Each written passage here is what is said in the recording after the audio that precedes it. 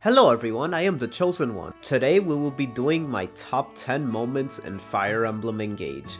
I really enjoyed making my top 10 favorite maps in the last video, and honestly I kinda wanted to share my top 10 favorite story moments or impactful moments in Fire Emblem Engage. So we're just gonna be ranking these from 1 through 10, and we're gonna be starting with number 10. I'm really excited to show you guys which parts had the most impact on me. If you watch my streams, you will kind of get an idea of which parts impacted me the most, but I wanted to share them anyway. So let's start ranking them.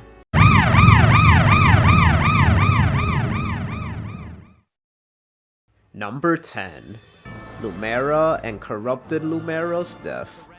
Now, the thing with Lumera's death is that while it had the flaw of happening way too early, and it felt like it was missed potential to kind of grow her character and make her more impactful when her death did happen, I will say that despite that, it was a very well directed scene and very, very sad. Like, oh my god, the voice acting really sold this scene. I almost started tearing up just from the performance alone. Like, the death was still sad, especially taking into context like Lumera's impact on Alear throughout the story. Like, it's a very sad death scene, like way better than the Fate's death scene of the mom. Like, Makoto kind of just dies and feels like a plot device, and while it might seem like the same thing with Lumera, I still feel like Lumera has such a bigger impact on the story and Alear's character moving forward and with all the things he goes through. So I think that was really well done as far as the death scene. I also like death scenes have a very particular way of how they're supposed to be done. They're very difficult to pull off. So let's not underestimate death scenes because they take a lot of work to pull off. Like, some of my favorite death scenes require like a criteria of 3 things. 1, you can't have an annoying person crying in it.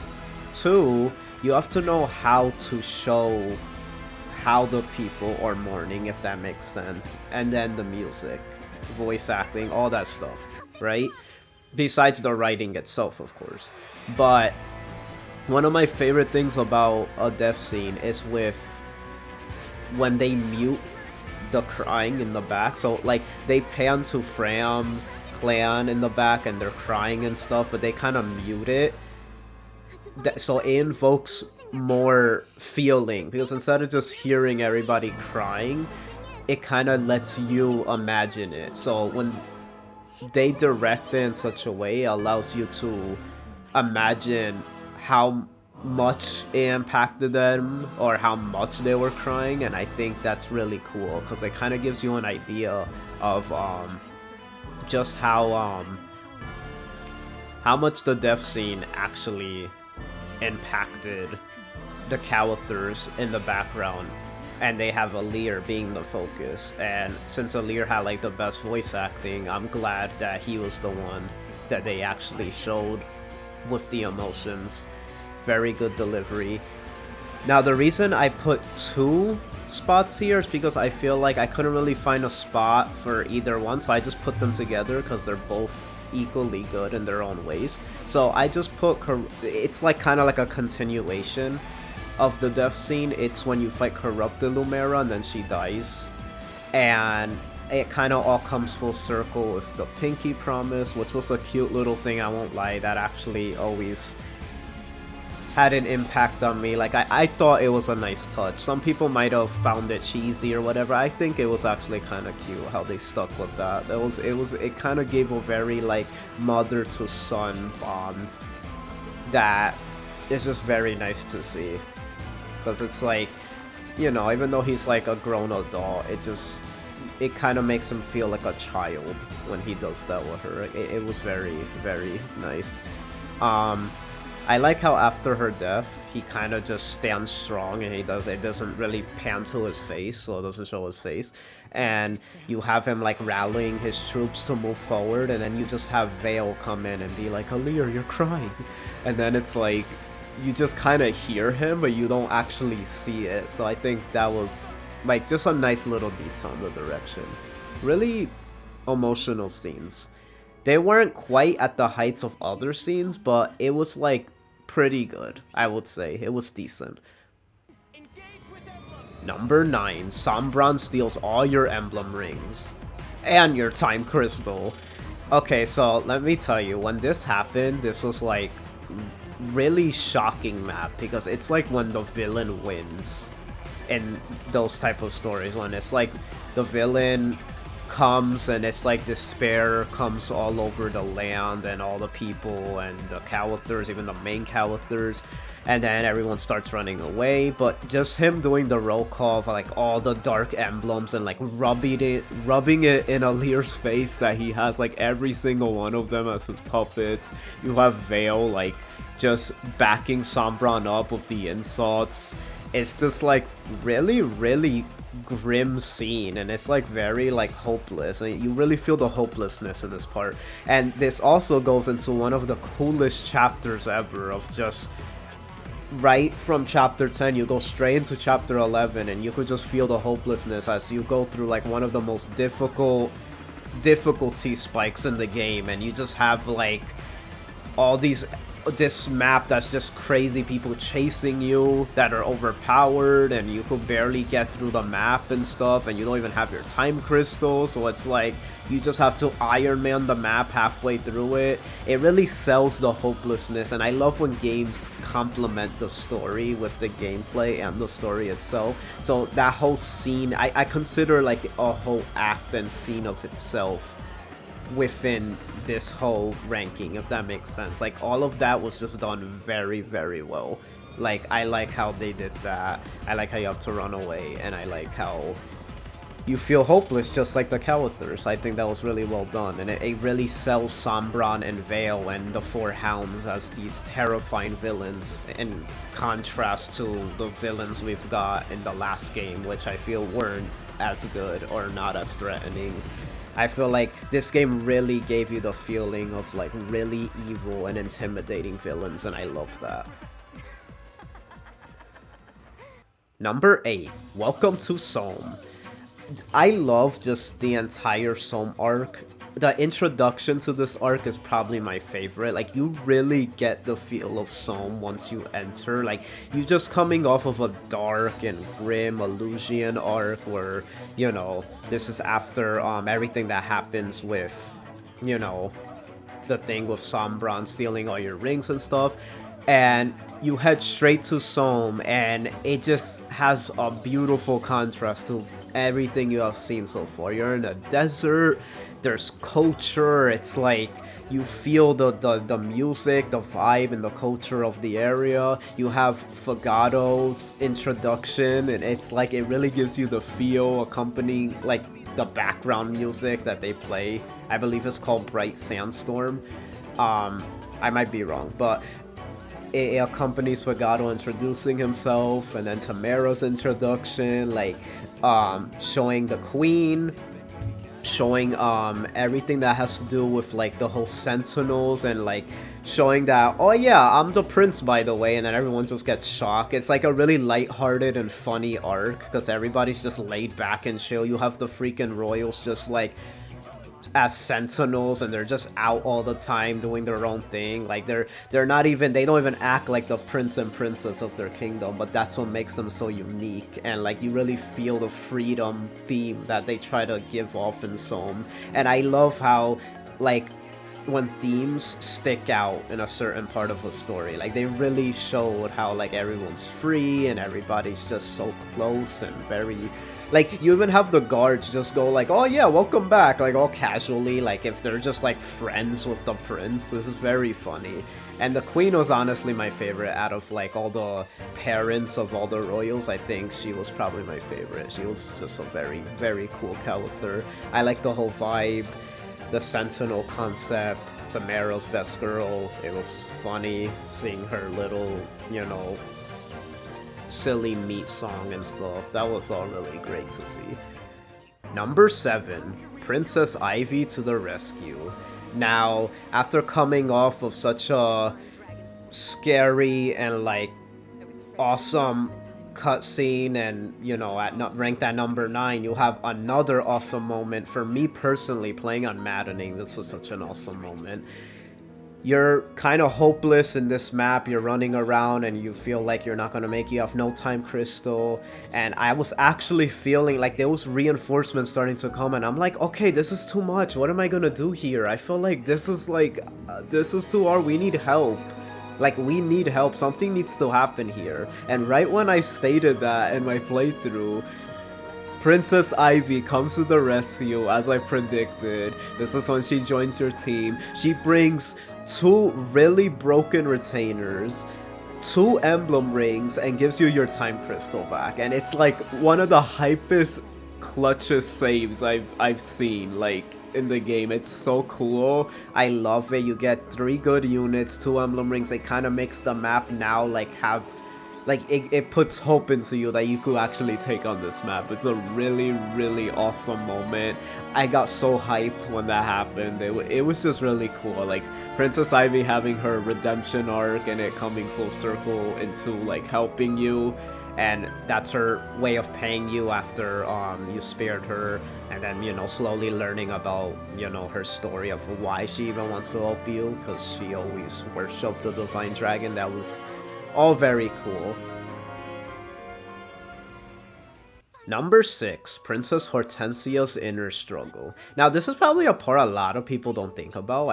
I would assume this part's underrated. I don't know why, I just have a feeling. Because it's not necessarily like a cutscene cinematic or like super impactful moment that happens with the main character, but I really, really like this part. This takes place in the Solm arc of the game, and it's the part when Princess Hortensia finds out that Ivy defected to the other side, and you have like this whole part where they're talking, and it's like you have Ivy and Hortensia like having their back and forth, and like Ivy wants her to see her sister on her side and stuff. Hortensia's kind of like having an inner struggle because she thinks her sister betrayed her, and then her father recently died. You have Zephia like manipulating her and stuff, and I like just the whole inner struggle that happens in this part. And I like how Ivy's like trying to help her, and then Hortensia's like about to switch over, but then Zephia possesses her and you have to fight her anyway. I think that whole part's really emotional between the siblings, and it's actually very well done. Like, I actually felt something from this part. Really, really underrated scene, I would say. Number 5, you are the Fire Emblem. Now, this part is just so cool to me because I'm such a sucker for like, oh, what's the Fire Emblem in this game? Or what's the Fire Emblem in that game? Like, the Fire Emblem always takes form differently in every game, and I was wondering what it was in this game, especially since like it's literally about emblems and stuff. So like, what is the Fire Emblem? And I can't believe I didn't guess this, that it just makes so much sense. Like, when it all clicked, it was just so cool to me, because it's like you have all these emblem rings, right, from every single game, but when you just realize, like, wait a minute, this is the newest game, so wouldn't a pro tag from this game be like this game's emblem? Like, technically, if there was ever like a future like Engage type game, like, and it literally happens, like, you become the Fire Emblem, and it just really complements the celebratory nature and anniversary feeling of this game, that it all comes full circle to this, that you actually become the Fire Emblem. Like, it makes so much sense with the whole emblem concept. It's literally emblem, so it's like you being the Fire Emblem. Like, it makes too much sense. Like, it's perfect. I love how it happens. I like how it's hinted at with the whole miracle thing during the little round table, I like to call it, with the emblems in a previous map. I think it's on the boat map, but it's really cool how like the miracle makes sense because they did hint at it. It may seem silly, but it was at least hinted at. And by that point, I already have forgotten about it, so it was a nice little surprise that they bring back Alear. And even though I'm not too fond of the idea of him coming back to life, I do like that it wasn't technically back to life. I mean, I could argue about the gameplay. You still play as Alear and nothing really changes, but it's still the fact that you come back as an emblem and you become the Fire Emblem. I guess you could argue that the miracle did bring him back to life entirely, so that's why you play as Alear still. But regardless, it's just really cool how you're the Fire Emblem. It all comes full circle. It's like the whole blue and red hair thing finally like makes sense. You become like, it's like finding his true self, and he becomes full blue, gets rid of the red side, and denies his lineage of being like the son of the fell dragon. So he's just full blue now. I love how he literally becomes the quintessential Fire Emblem protagonist with the blue-haired main lord. Like, I love that. That's just a little detail that I really, really liked. He gets blue eyes, blue hair. He looks like Marth now. It makes sense for a game like this that's celebrating the series. His bond with Marth. The fact that bonds is a big theme with the game, so him having that design, being that Crom, Lucina had that design. Like, everyone that has to do with that main theme of bonds always has to pay back or pay homage to Marth. So I think that's really cool. This might not be a thing a lot of people like really saw as a big deal, but these are just the thoughts that come to mind when I see these moments, and they actually are better than you might think. They're well thought out, I will say. Simple, but well thought out. Number 4, Zephia and Griss's final moments of grace. This caught me completely by surprise. After Marni and Mauvier's like little redemption, I didn't think like they seem to really like convince you that these two were like the bad ones. Like their design, the way they act, like I didn't know there would be any redemption arc. I thought they were just gonna be like one-note villains and that's it. And like even though they were like, you know, likable, simple villains, like I didn't know they would be a little more complex.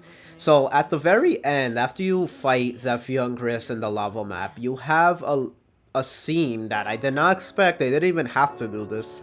They had like this whole scene with Vale and Zephia that was like implying something. I still not quite sure because there's a few like things that I'm confused about. I have to look into. I don't know if they're gonna reveal in the DLC, but a few theories about like who Zephia actually is and stuff, but we won't go into that now. I feel like after that scene, it would have been great enough for Zephia's character for me. Like it was really, you know, her helping you with the whole like telling you about the crystal location and all that stuff, and then like helping Vale, and you know, she seemed to care for her in that moment and show that she always did care. And but then they give you this cutscene that just has these two like Griss playing dead, and then like he's dying, but they're like both having a moment together, and it basically like reveals that like the four hounds were misguided. Like she kind of starts noticing like and realizing Sombron doesn't really care about them, but that she always treated them as family. But it starts to reveal like the reason she treated them like that is because she felt like family needs to be punished when they're not, you know, following orders and stuff. So it makes you feel like they were misguided because of Sombron's teachings, and that's why they acted the way they did. But it didn't mean that they didn't care for each other, and it reveals that Griss acts like, why didn't she switch sides and stuff? And he basically reveals like he will go wherever she goes. Like, or I don't know if he actually said that, maybe I'm misremembering, but he basically just implied like how much of a family he felt towards, like how much of a, I guess, mother or big sister figure he saw Zephia, and that he did really care for her, and like he wanted to always be partners with her. So like he doesn't regret like the path they chose in a way. It's like he's a very screwed up character, so it still tries to keep that, like, you know, that he doesn't regret like staying with her because that's his family and what he chose, but at the same time it shows that he had like a last moment of grace and that he did have like feelings and like he could feel things, which was really cool. One of my favorite moments about this scene, I don't know if a lot of people caught this, is that as Griss is having his little surprising last moment of grace, the camera kind of pans to one side of his face, and it's the side of his face that doesn't show the scary tattoo. I kind of feel like that shows his humanity, and it kind of gives you an idea of like, I just like that little detail. It's a little subtle detail that they didn't have to do and they did it, and it was kind of like, it kind of made you see him in a different light because it shows you how he looks if he didn't have like all the crazy tattoos on his face. And I feel like the tattoo represents his dark side, and then the other side represents like, you know, his actual human side and stuff. So they're all just misguided, all four of them, and I think that them showing that as he says that was just a really nice touch, and honestly really emotional part. Like, this part really surprised me and like caught me off guard completely. Like, this was probably like, if I were to say most surprising parts, it was definitely this one. Like, this one, I loved it. It was very, very emotional scene, and it made me love these two characters a lot more and more interested to see like maybe a potential DLC backstory. Please, we're getting so much DLC. Can we please get like playable four hounds, or you see their backstory and what leads to what they become, but kind of give them more like empathetic moments and stuff of how they became the way they did? That would be amazing.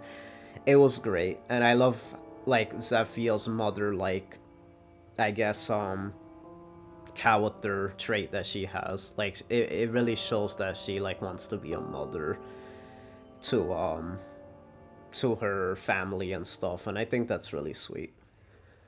Number 3, Fire Emblem Avengers. This part was like so cool. I was getting like endgame vibes in the endgame. Like, it was so cool. Everyone's like lined up. You have like Sombron taking all of the emblem rings, and then Alear just has like this very powerful speech and it's just like, no, I will summon them. And all of a sudden he does like this ultimate roll call of roll calling every single emblem, and it's like the hypest thing ever. Like, I don't know how anyone who's not a fan of not just Fire Emblem, but video games in general, that doesn't feel like this moment of like just excitement and hype from that, because it's like a culmination of Fire Emblem. Like, it really like synced in how much like of a celebration this was. Like, you have every single protagonist coming together in this moment. And like, when you take the like, this goes outside of the game story itself. This is why this is such a big moment for me, because I will always just remember that Fire Emblem almost died as a series. So when I see moments like this, I let them have it, because it's just, they deserve it. Like, Fire Emblem's booming now, it's selling so good.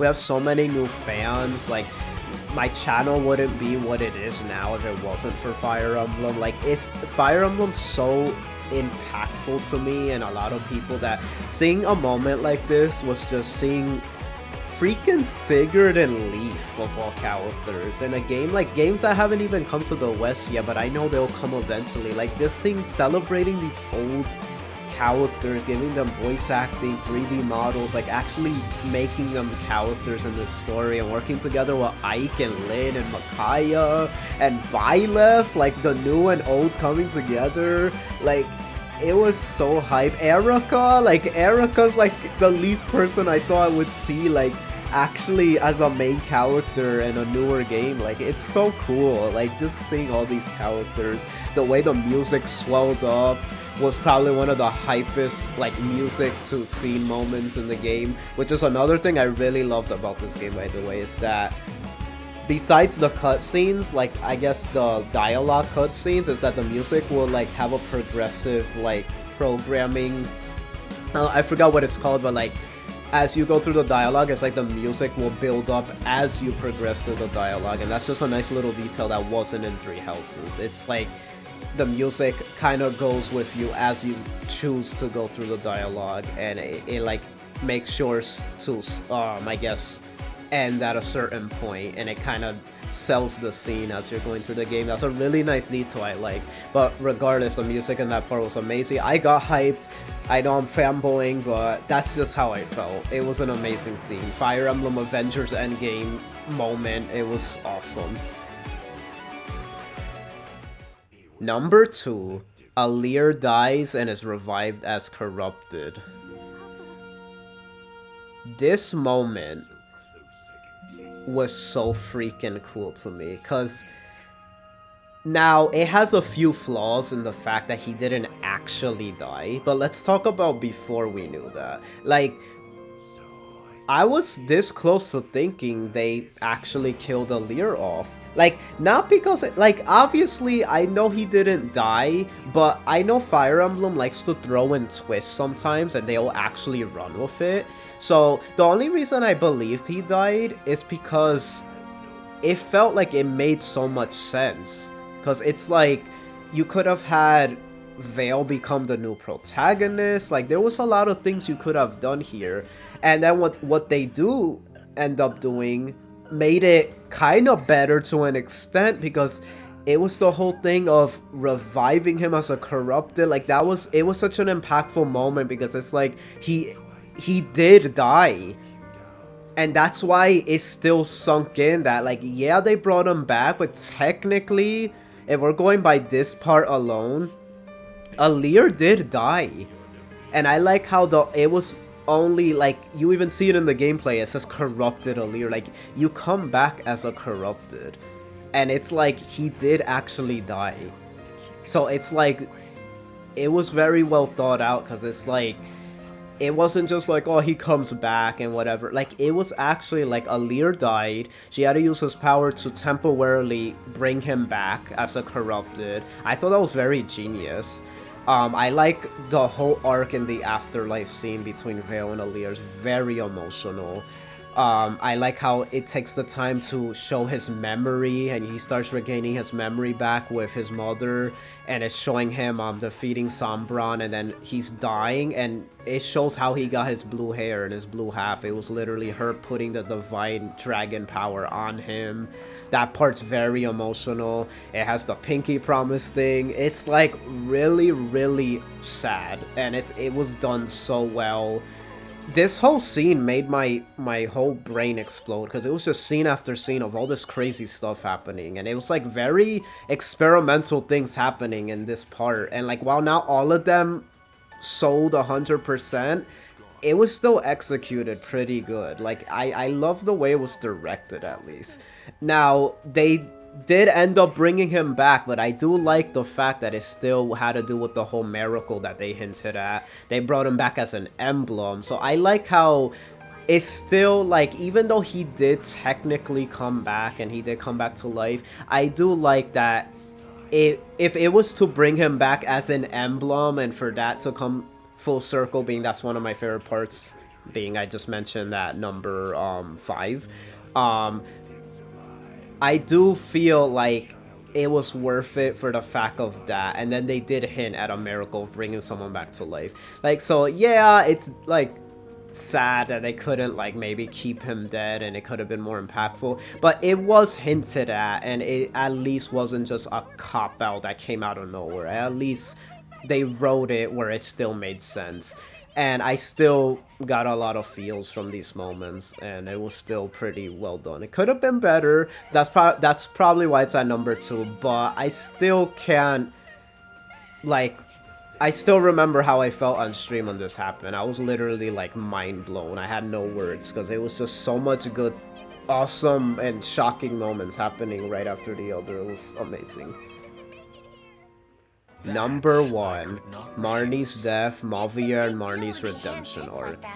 I think most people could agree that this was one of the best parts in the game and very well executed. Despite like being very simple and probably could have gone more in depth, and it does have a few flaws here and there, but like overall I think everyone could agree they did not expect to love Marni this much.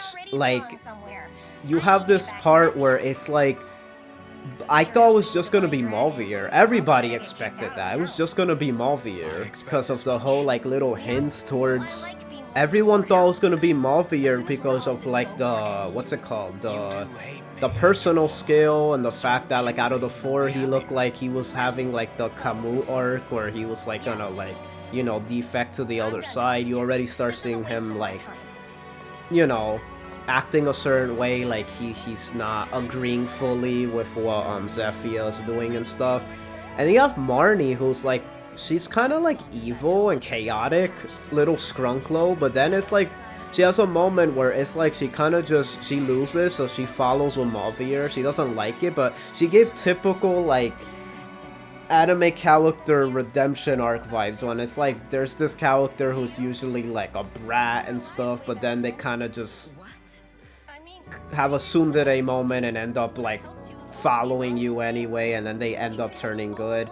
It was really cool how they did it too, because you have the ship where they're talking and then you just have Marni like implying all this really sad stuff about her backstory. Like you have her talking about like how she seeks praise, and that's why like you see the whole thing was it starts to make sense and click why like she's on their side, because Zephia is like a mother to her and gives her the praise she always wanted and stuff.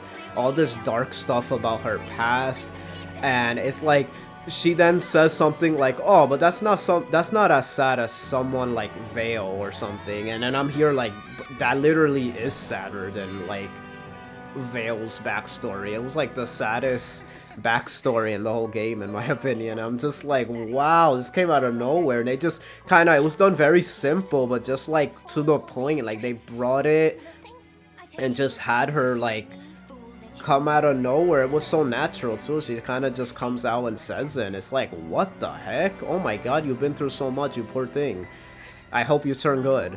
And then just the actual redemption arc where like Mauvier's returning Marni back to the Hounds, and like he's taking responsibility, and then it gives Marni an inner struggle because it's like she feels bad for Mauvier because it's like Mauvier's taking the punishment instead of her and him, and like she starts feeling bad. And then just the whole contrast of like she wanted praise from Zephia, who was using her, and she loved her, but then she didn't care about literally the one who treated her as a friend and did something for her like that. It was just a really interesting, like, that was an interesting inner struggle. And then she fights back and decides like, you know, Vale is important to her and a friend, and then, you know, she's the one that cracks the crown, so it's like her death wasn't in vain. And then of course you have her death where Zephia kills her, and it's just a really sad death scene, and it's really well done. Like not Fate's level at all. It's really well done death scene, and I love how that's used as Mauvier's like hope moving forward, like to keep her dying wishes to protect Vale and to help the good guys. And it's just like it like reaffirms his path, if that makes sense. Like even though he was gonna take that path anyway, it reaffirms it for him. And I like how him and Vale both take that and try to atone for their sins, even though, you know, one was mind control, but whatever. And they use Marni like as a, you know, that's their crutch moving forward, like her dying wishes. And it was just all very well done. Mauvier's also a really great character. I like how they did his redemption arc. I like how his loyalty is really the only thing that was keeping him, and because he was really loyal to Vale and he was friends with the good side. He was the only one that was loyal and like made friends with her actual self, while the other ones only cared about her evil self. To an extent, I believe Marni might have liked her nice self as well, but, you know, she didn't want to admit it or whatever. But overall, just really good backstory. I hope we get to see it, like in a DLC. Mauvier and Marni, great characters, good death scene, good development, very simple, but well executed. And that's my top 10 moments in Engage. Those were the moments that had the most impact on me, and honestly, like, this game had a very decent story. Like, the reviews were hyping this up as, like, being, like, one of the worst stories in the series, and, like, saying that, like, it was all gameplay. But honestly, like, if I'm being honest, like, this game had really good character moments. Like, the story might have been simple and flawed and, you know, not as ambitious as, like, Three Houses, but it was a very traditional Fire Emblem story, which I appreciate, because it was, like, the game that was kind of, celebrating the series, so they were going back to its more, I guess, traditional roots, more of a morph type story, if that makes sense. But despite that, it still had its nice little twists, emotional moments, good character development here and there, or moments at the very least between them. Like, I really liked it. Like, it was honestly, like, really underrated by people, I feel, in the community. Like, I think the story's actually pretty good. Being that not a lot of Fire Emblem stories are even that good in the first place, so it's not like, it's definitely not the worst. I definitely could say something. I felt way more with this game than I ever did with Conquest. Like, this game had a lot of, I mean, I literally almost teared up in some moments. I think I even did tear up in a moment. Like, really well done, even if it was just for the acting, the direction of the scenes and the music. Regardless, that still plays a factor in selling a good story. I mean, we all praise Echoes for how well presented it is, and yet that story isn't anything crazy. I feel like I'm allowed to say that with Engage, because that's exactly how I felt. It was well presented, best, like, presented Fire Emblem in 3D, I would say. While Echoes is the best presented in 2D, if that makes sense. And because of that, it paid off. It was a really impactful story. I loved it. Really, really solid game overall. I love the characters a lot. Thank you guys so much for watching. This was a lot of fun to make and, like, just discuss. I kind of do this by non-scripted. I started to move away from some of the more scripted stuff and just kind of say my thoughts right from my head, since I have it still clear in my mind. So I'm just reading off of some notes I have and stuff. But I hope you guys enjoyed this new style video and just me ranting and not really just going scripted all the time. I'll still do scripted once in a while, but I wanted to just test it out, and I kind of just wanted to do it like this so we could get more videos more often. When I write scripts, it takes me a bit more time to put it all together. So I hope this kind of compensates with making the videos enjoyable and seeing more from me more often and stuff. If you guys want to see more, let me know on what type of top 10s you want to see me do. What are your favorite moments in Fire Emblem Engage? Let me know in the comments below, and make sure to leave a like, very important. We're trying to reach a goal, and leaving a like for our smaller channels help people and help YouTube let people find this video. It helps our channel a lot grow, and for YouTube to show people the video so that way it could grow. You know, every little thing helps, so leaving a like right now would really be, you know, helpful. I appreciate it from the bottom of my heart, and consider subscribing. There's a lot of good stuff coming. It won't be a waste of your time subscribing. It'll help us reach our goal of 1,000. We're trying to reach 1,000. I'm so excited to reach it. We're so close. I feel like we could do it. It's gonna be great. Thank you so much for everybody that has been subscribing, all the new people and lurkers, whatever you want to call it. Without you guys, we would have reached this goal, and let's continue to get there. We could do it. Thank you so much. Like this video if you enjoyed it, subscribe if you want to see more of my stuff, and I've been the Chosen One, and I'll see yo, Nintendo. God bless you all. I love you all.